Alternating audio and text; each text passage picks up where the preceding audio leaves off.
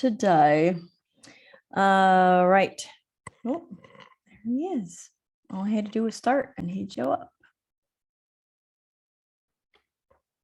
All right, let me make sure everybody's in attendance.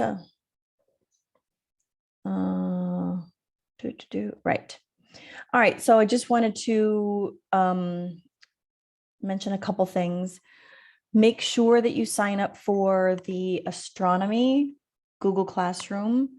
I think I sent the code for that in line, right? Did I? Yes, I did. Because we have that starting Thursday. We'll have that Monday and Thursday astronomy. And the Google Classrooms for bio and chem are both the same. I'm not going to make a whole new classroom.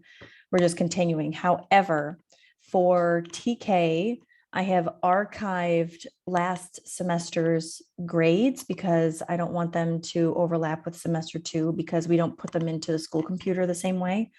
So I have started new classes in TK. So it shouldn't affect your login if you log in because I've created the new classrooms using your old contact information anyway. So the new classroom should be there. You should see 3 of them, biochem and astronomy. If you have any problems with that, let me know and we'll see. Maybe I have to send you the QR code or send you an email link again. So, right. Welcome to semester 2. We're going to finish chapter 6 in chemistry. Unfortunately, because we are still online learning and I only planned for semester 1 with these books. I don't have books for semester 2. Well, I do from last year, but those are all at school and I'm obviously not there to photocopy and you guys are not there to pick them up. Teacher Mike did say it's highly likely that we will be back, just the high school, in person at the end of next month. Hopefully you guys, I know my homeroom grade 11, they had Pfizer scheduled for some time. I managed to actually get registered and my husband and I got our first shot of Pfizer. And I was actually lucky enough to find an expat couple in Myanmar that needed vaccinations. They're actually coming to Bangkok specifically just to get vaccinated, and they were looking for Moderna reservations. So I was able to transfer ours over to them. So yay, everyone wins. So it's funny because I specifically turned down the AstraZeneca vaccine through the school because I was waiting for Moderna. But now it turns out I'll actually be fully vaxxed with my second shot before the rest of the foreign teachers. They'll be getting their second shot the week after me, I think. It's like early November, mid-November. Anyway, so hopefully we'll all have our double doses and we'll still be wearing masks and stuff. But if we can get back in school in person, that would be fabulous because then at least we can do labs and I can actually see you in person. Anyway, again, for the 3rd time, whatever. Today, ionic bonding and ionic compounds. At the beginning of chapter 6, I talked about covalent compounds, how they're formed. If you remember back to that graph, which showed you the potential energy, because it's all about potential energy. So for some reason, they started on the right-hand side when the atoms are far apart and their potential energy is high, and then they get lower and lower and it dips like that, and then it goes up really sharp. And that is where the covalent bond is formed. Remember that the word molecule implies covalent bond. The second section was about the Octet Rule, minus the few exceptions like hydrogen and boron, aluminum, that don't have 4 electrons that it can share to get a full octet of 8. But most elements undergo what's called the Octet Rule, which is the outer shell of electrons is full when it has 8 electrons. So they tend to form bonds based on that. We talked about ionic character, the difference in electronegativity from 0 to 0.3 is nonpolar covalent, 0.3 to 1.7 is polar covalent, and 1.7 to 3.3 is ionic. So again, it's not so much as you are either ionic or covalent. It's more of a degree, a range. How polar is the bond? How ionic is the bond? In fact, when you get around this 1.7 line, you get very, very highly polar bonds that border on ionic. I think HCl is an example of that. And I don't have the numbers and I don't feel like looking them up right now, but I think that's an example of something that's right on the border. Super, super highly polar bond. Then we did Lewis structures. Hopefully we remember that. If not, let me know and I can do a couple more examples of that. But today, the focus is on ionic bonding and ionic compounds. So an ionic compound is composed of positive and negative ions that are combined so that the numbers of positive and negative charges are equal. This is going to be the basis for chapter 7 when we start to write chemical formulas, especially for ionic compounds, based on the fact that the total positive and the total negative charge must be equal. That's the one way that we determine what the formula unit is, which is something I'll talk about today, formula unit. Ionic compounds exist as crystalline solids, which is a 3D network of positive and negative ions that are mutually attracted to one another. So it's not like, I think sometimes we tend to think that one atom gives an electron to the other atom and that's what forms the bond, but that's not actually what happens. What happens is you have one atom that wants to get rid of an electron, another atom that wants an electron is transferred. But the result of that is that the atom that lost the electron becomes positive, the atom that gained the electron becomes negative, and we know that positive and negative attract. Now that electrical attraction is what forms the bond, not just the act of transferring the electron. So I want to make that clear. So this is an example of what I believe this is salt. It's usually purple and green that's used to represent that, a very cubic structure. This is what an ionic crystal would look like. Now, the term crystal or crystalline, the "ine" part makes it an adjective. The word crystal is a noun, so crystalline would be an adjective. That implies a geometric shape, as opposed to a non-crystalline solid, which is going to have an irregular shape, like glass, for example. Glass, rubber, wax, these are a type of solid known as amorphous solid. Amorphous. Morph means shape. Us, again, makes it an adjective. For some reason in English, we have lots of suffixes that imply an adjective or make it an adjective. And the prefix a means not. So an adjective that means not shape, not having a shape. So rubber, wax, glass, these are all solids, of course, but they don't have any particular shape. They have a tendency to melt. Plastic is another example. They have a tendency to melt over a range of temperatures. For example, when you light a candle, the whole candle doesn't melt at one time. You'll have the wax that is very near the flame melt first, and maybe some of the other wax gets a bit soft. Whereas crystalline solids, they have what's called a definite melting point. So salt, for example, sodium chloride, has a melting temperature of 800 degrees Celsius.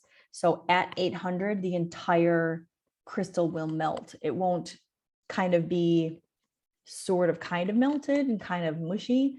No, so that's a big difference between crystalline solids, just to distinguish that. There's a whole chapter on that later on. All right, one of the biggest differences, there's many differences between ionic and molecular compounds. The biggest difference obviously being the presence of charge. Molecular compounds aren't made of charged particles like ionic compounds are, but also molecular compounds are individual units. You can have one molecule of water that's by itself independent. So you have one oxygen and two hydrogens. You don't find this with ionic compounds. Excuse me. Ionic compounds exist as networks. Big difference. So a chemical formula represents the simplest ratio of a compound's combined ions that give electrical neutrality. That's a fancy way of saying, even though an ionic compound is a network, right? If I go back to, oops, where is it? There we go. If I go back to this one, this might represent one cubic crystal of salt, one little tiny crystal of salt, but you can see how many different ions are made up in there. Now, the formula is going to represent the simplest whole number ratio between the positive and negative ions, whatever that ratio is, depending on the charges of the ions. It's different than a molecular formula, because a molecular formula represents what you actually have there. So H2O as a formula, if I go back here, H2O would be this formula because you literally have two hydrogens and one oxygen. But on the other hand, NaCl doesn't mean that you have one Na and one Cl, because it doesn't exist that way. It's a network like you saw on the previous slide. But NaCl just represents the smallest whole number ratio of electrical neutrality.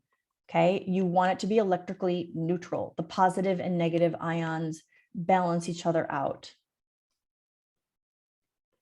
So the chemical formula of an ionic compound shows the ratio of ions present in any sample of any size, and we call that a formula unit.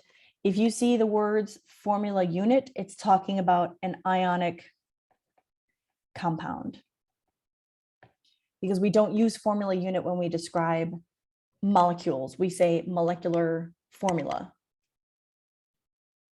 Okay, so NaCl is the formula unit for sodium chloride, and it represents one sodium cation, one chlorine anion. Again, a cation is positive and anion is negative.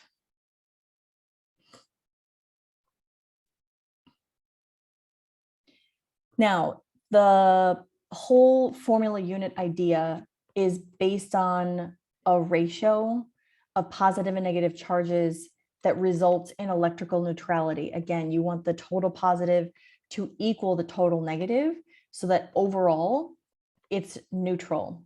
So it's going to depend on the charges of the ions that are combined together. So for example, if you have calcium and fluorine, if you have a periodic table handy, I should have brought mine home.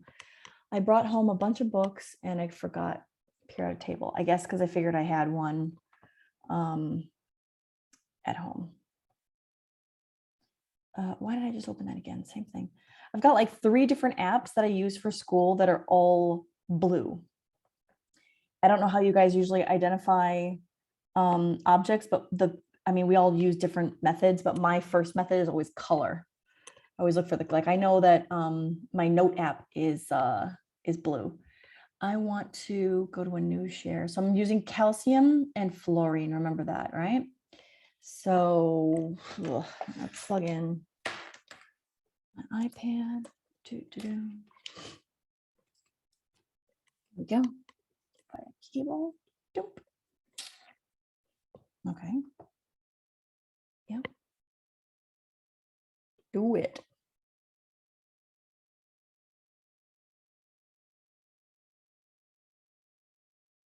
Is it going to share or what? No, let me try again. It's plugged in. Okay, that just doesn't want to work then. Hold on. No.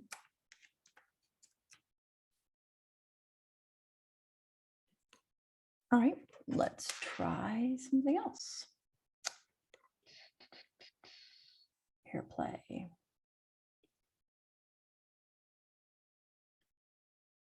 Oh, seriously? Now it wants to plug in.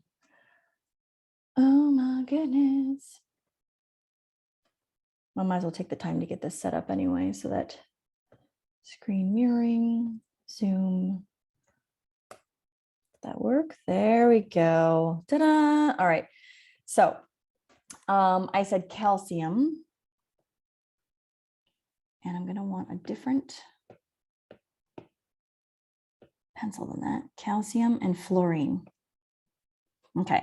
Now, remember back to when I told you when it comes to charges, the best way to do it is to do group 1 is +1, group 2 is +2, group 13 +3. You skip 14, then you go -3, -2, -1. That's a really good rule of thumb for the charges of ions that each group will form. So calcium will form an ion that's +2, and fluorine is going to form an ion that's -1. Okay, so let's remember that. +2, -1. Now let's go back to Keynote. All right, so we've got calcium +2, fluorine -1, which you just saw where that comes from. So if we have one of each of these, then we're not going to have electrical neutrality because calcium's +2, fluorine's only -1. So we have to put them together in a ratio that will equal 0. You cannot change the charges of these ions because of their valency. They're going to form ions with these charges. The only thing that you can do is change the ratio. So instead of calcium forming an ionic bond with just one fluorine, calcium is going to form a bond with 2 fluorines, because if we have 2 fluorines, that becomes -2. And then finally, that will give us electrical neutrality. So the formula unit for calcium and fluorine together is CaF2. Another way to do this, which I'll show you again in chapter 7 as a shortcut. I don't mind. In fact, I like teaching shortcuts. I don't want to only teach you shortcuts, because then you're missing the basis behind where the shortcut comes from. So what I'm trying to say is, like, if you go and you learn outside studies, like you go to tutorial school, something like that, they're great for learning shortcuts, especially for entrance exams.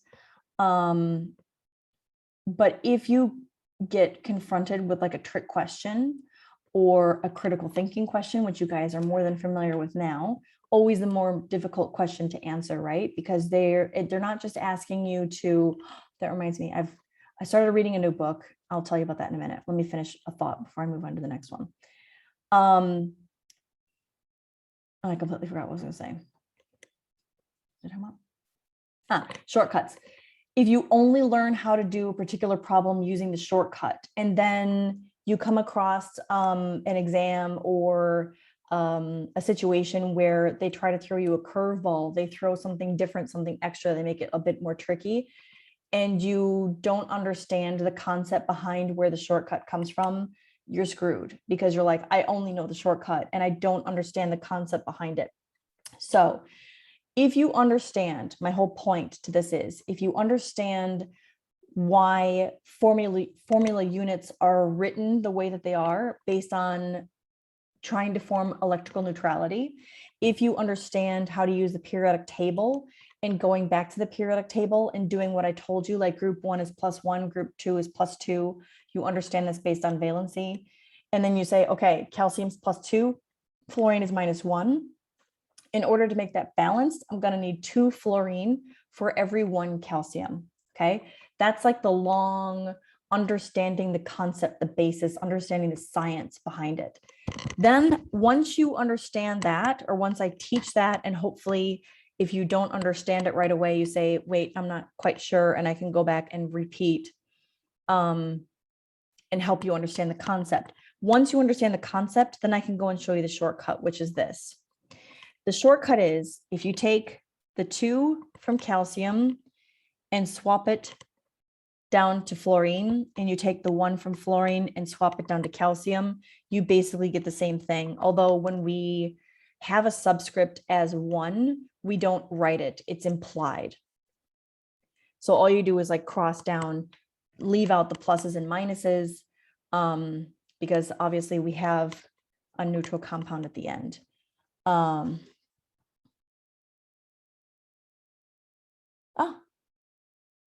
Okay. Sorry, I just got a message from the guy that I transferred the Moderna to, and he was just letting me know that he can log in with his own info. So yay, it worked. Helping people everywhere. All right. So yeah, so that's the shortcut. If I give you, let's just do another one. We have oxygen and aluminum. Okay. Oxygen and, sorry, aluminum. Let me go to oh, back. New share, AirPlay. Oh my goodness. Share. Go here. Zoom. Okay, go back here. All right. Such a pain in the butt. Okay, I said oxygen and aluminum. All right, so that's over on this side. Oxygen's here at -2. Aluminium's here at +3. Now, when you write formulas, the positive one always comes first in the name as well. So I made a mistake. So we have aluminium, which is Al +3, and oxygen, which is O -2. Now, you might notice that I do +3 or 3+. There is a distinction which I should make, but I just kind of go back and forth. And I will explain more about the distinction later when we get to chapter 8, because right now it doesn't matter. So you can either write +3 or 3+. It's, for now, it means the same thing. So if I'm going to put these two together in a formula, here's the concept part of what you have to understand. You have to make these two equal 0. You have to make them get to a point where they're both the same. The plus and the minus is the same. So I think in math, it's something like the lowest common, not the lowest common denominator. Is it the lowest common denominator? What do you call the lowest number that both of these can divide into? Lowest common multiple? Whatever it is, the lowest number that can be divided by both 2 and 3. So if you think about that, that should be 6, right? 6 is the lowest number that is divisible by both 2 and 3. So you need the aluminium and the oxygen to be in multiples that are equal to 6. So for aluminium, that's 2. And for oxygen, that's 3. So that means you need 2 aluminium for every 3 oxygen, which would make your formula Al2O3 to reflect that balance in charge. But here, if I put them together, Al3 plus O2 minus, and you use that shortcut I just told you, take the 3, give it to O, take the 2, give it to Al, and you see the same thing. Okay, but this reminds Zoom. Right, I already talked about in a previous lesson about how covalent compounds are formed, and it's all about potential energy and the distance between atoms. So, excuse me, now we're going to look at how ionic compounds are formed.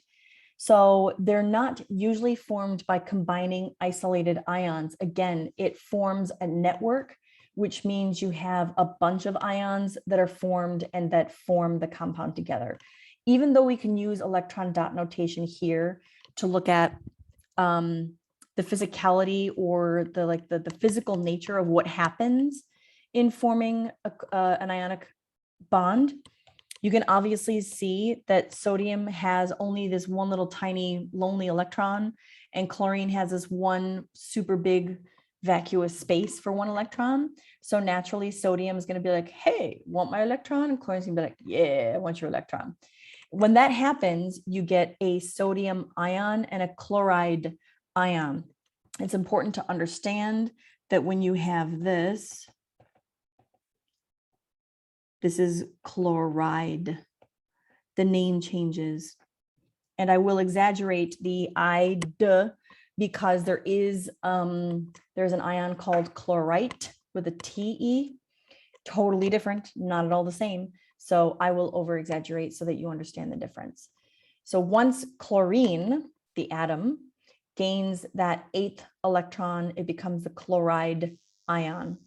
For some reason, we don't change the name of cations. I don't know why, maybe because they're first, they're special. We just like them better. So sodium gives up an electron, chlorine accepts it. There we go. So you see the sodium cation with 0 valence electrons, and you see chloride with a full octet. Again, the name changes to chloride. And because positive and negative attract, that is what forms the bond. Now, in ionic crystals, the ions are going to minimize their potential energy by combining in an orderly, this is really important, orderly arrangement. And that's called a crystal lattice. You can see the orderly arrangement there in picture B, where it's very clear that because all of the green bubbles, they're chlorine, they all have a negative charge. And if you look at what they're surrounded with, what color should I use to contrast? I'll use red. They're surrounded with positive sodium ions. So you're not going to see a chlorine right next to a chlorine. If you look at this, chlorine, sodium, chlorine, sodium, chlorine, sodium, chlorine, sodium, chlorine, and also here going down because it's 3-dimensional, right? So if you look at this sodium in the middle, you can see to the left, chlorine, to the right, chlorine, in front, in back, chlorine, on top, on bottom, chlorine. So each ion is going to be completely surrounded by the oppositely charged ion. So that if you look at even just one layer, just look at this top layer, you see alternating positive, negative, positive, negative. Underneath that, positive, negative, positive, negative. Underneath is going to be negative, positive, negative, positive, then positive, negative, positive, negative. That reduces the potential energy of the crystal because positive and negative attract. Now, what happens if you take this bottom row and you shift it to the right by 1 unit? You're going to end up having positive, negative, positive, negative, and this whole thing is going to repel. That means that this entire bottom row is going to break off, like literally, physically, the crystal will break and shatter at that layer. Okay, so positive and negative attract. We've got the positive nuclei and the electrons. The repulsive forces are going to be between like charged ions, the cations with cations, anions with anions, and of course, electrons just generally hate each other. So the crystal lattice structure represents the balance between the attractive and repulsive forces. Again, nature favors the lowest potential energy. So within the arrangement, I think I pointed it out already, sodium is surrounded by 6 chloride ions. And at the same time, chloride is surrounded by 6 sodium. There we go. So you can see here, the chloride, and you got 1, 2, 3, 4, 5, 6, one on each plane. And then here you see the tiny little purple in the middle. You've got 1, 2, 3, 4, 5, 6. Chlorides surrounding it. This is because of the ratio between positive and negative ions. Now, if you have a different ratio or a different combination of ions, so going back to the calcium fluoride, you have 2 anions for each cation. This is going to result in a different three-dimensional lattice structure. So each calcium in this case is going to be surrounded by 8 fluoride ions, and each fluoride is going to be surrounded by 4. Again, it's still a 2-to-1 ratio between F and Ca, but you have a different number of ions surrounding each. Now, if you remember back to when I talked about the characteristics of a molecular, or sorry, it's all the same thing, characteristics of a covalent bond. We have bond length and bond energy. Now, lattices don't have length because they're a network, right? If you have like 500,000 ions in one crystal, you can't talk about bond length, but you can talk about bond energy. So there is no length associated with ionic bonds, but there is energy. And lattice energy is going to represent the same concept as bond energy. The amount of energy that's released when a covalent bond forms is its bond energy. So if I think for the example of hydrogen, it's 436 kilojoules per mole, if I remember correctly. If not, it doesn't really matter because I'm just using it as an example. So when hydrogen forms, 436 kilojoules of energy are released for every mole of hydrogen gas that's formed. That means if I want to break up these two hydrogen atoms, I need to add at least 436 kilojoules for every mole that I want to separate. Lattice energy is going to reflect the same concept. If a specific amount of energy is released per mole of ionic compound that's formed, in order to separate those ions, I'm going to have to add that same amount of energy. This is lattice energy, and it's still a mole. But we explain that it's the energy released when 1 mole of an ionic compound is formed from gaseous ions. It's not really even that important to remember they're gaseous ions, but it's the same idea as bond energy. But we use lattice energy because it's not just one bond between two atoms like a covalent bond is. It's the bonds between a network of ions.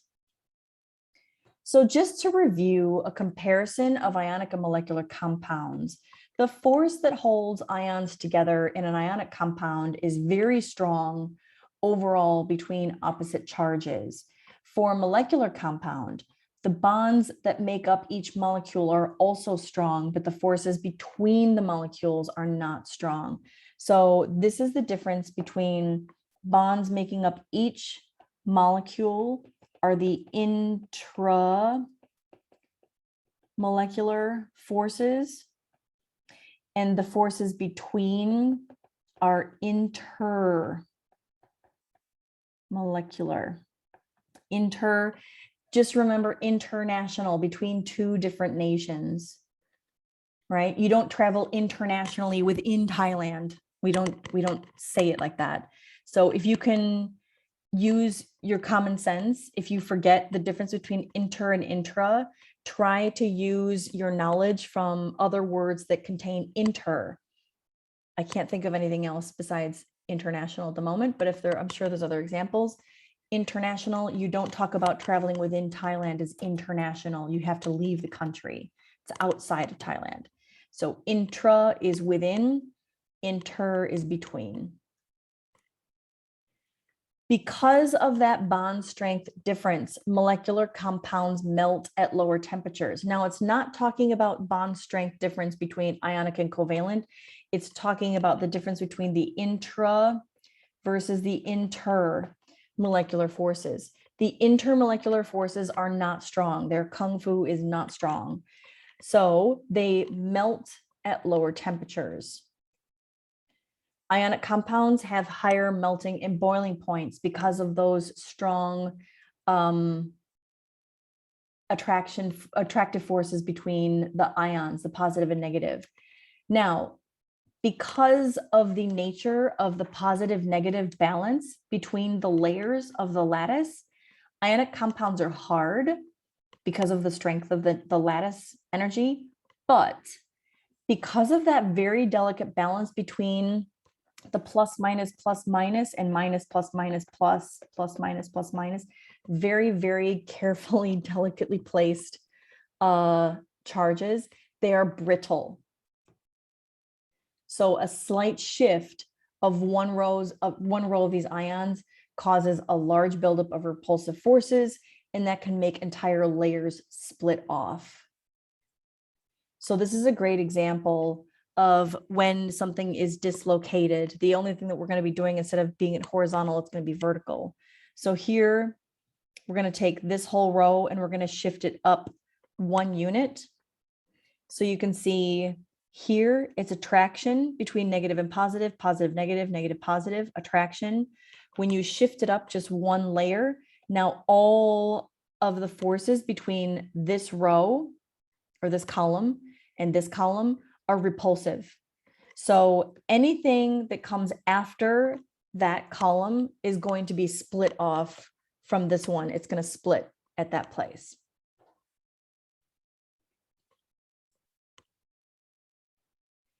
In its solid state, the ions in an ionic compound cannot move. So ionic compounds are not electrical conductors as solids. All right. Now, in order to be an electrical conductor, you need charge that can move. So just because ionic compounds are made of charged particles doesn't mean it can conduct electricity. If you try to light up a light bulb with wires that are like inside salt, solid salt, nothing's going to happen. But as soon as you take that salt and you add it to water, what happens? You have solid NaCl and you add it to water. Now, water is a highly polar, oh, my H got totally out of control there. Water is a highly polar compound, so it's actually going to be able to separate the 2 ions from each other. So you're going to end up with sodium ions, which are aqueous, and chloride ions, which are aqueous. And this tells you that it's dissolved in water. Now you have charged particles, and because they're dissolved in a solution, they can move. So charge that can move, now you have a conductor. So this is a conductor. This is not a conductor because it's solid. Those ions in solid sodium chloride are not moving. Same thing if you melt it, although that takes 800 degrees. That's not very easy. Dissolving is much easier. Right, a lot of ionic compounds dissolve in water. I have 2 minutes. All right, I think I mentioned them before, but yeah, because I talked about it during the Lewis structure thing. Polyatomic ions are when you have a group of covalently bonded atoms that together as a unit have a charge. Okay, so for example, I've already talked about Lewis structures, but you have NO3 minus. Okay, the nitrogen, I might as well use this. Well, no, I don't have time for that. I'm going to have to do that. I don't have you for chemistry anymore. How about, no, never mind. Never mind. I'll cover it at the beginning of class tomorrow before I start chapter 8 for bio, because now I'm out of time.